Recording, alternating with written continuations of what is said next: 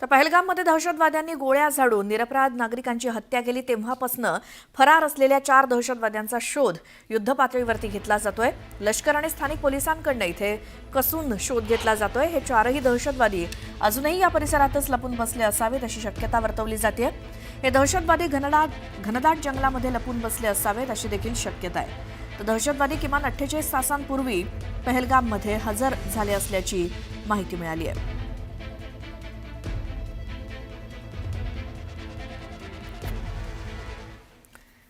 तर पहलगाममधील हल्ल्याचा संबंध हा जम्मूमध्ये झालेल्या 2023च्या दहशतवादी हल्ल्याशी असल्याची जोरदार चर्चा सुरू आहे आणि या प्रकरणी आता एक मोठा खुलासा समोर आलाय।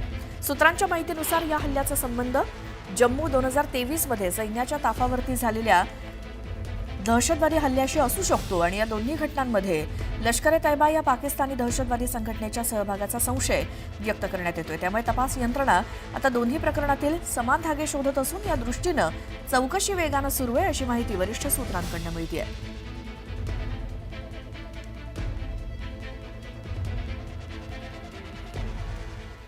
तर पहलगाम दहशतवादी हल्ल्यानंतर भारत पाकिस्तान विरोधात मोठी कारवाई करण्याची शक्यता वर्तवली जाते।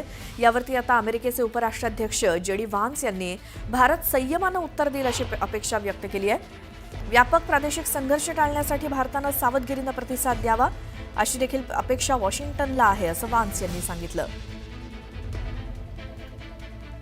विशेष म्हणजे पहलगाममध्ये हल्ला झाला तेव्हा जेडी व्हान्स त्यांच्या कुटुंबासह भारत दौऱ्यावरती होते।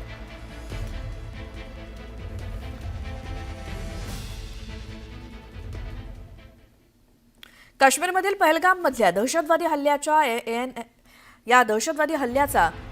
एनआयएकडनं वेगाने तपास सुरू आहे आणि या तपासाचा प्राथमिक चौकशी अहवाल एनआयएनं तयार केलेला आहे। या तपासामध्ये दहशतवादी संघटना लष्कर-ए-तैयबा, आयएसआय आणि पाक लष्कराच्या सहभागाचे पुरावे एनआयएला मिळालेले आहेत आणि एनआयएनं जवळपास 150 जणांचे जबाब नोंदवले। 3D मॅपिंग आणि रिक्रिएशन सुद्धा एनआयएनं केलं। दहशतवादी पीओके मधल्या हँडलरच्या संपर्कात सुद्धा असल्याचं एनआयएच्या चौकशीतनं समोर आलं।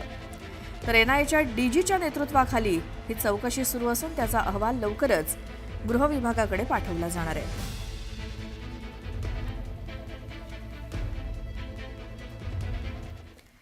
तर पहलगाम हल्ल्याबाबत एनआयएनं 20 पेक्षा जास्त ओव्हरग्राऊंड वर्कर्सवरती लक्ष केंद्रित केलंय ज्यांची एनआयए टीमकडनं सखोल चौकशी केली जाते।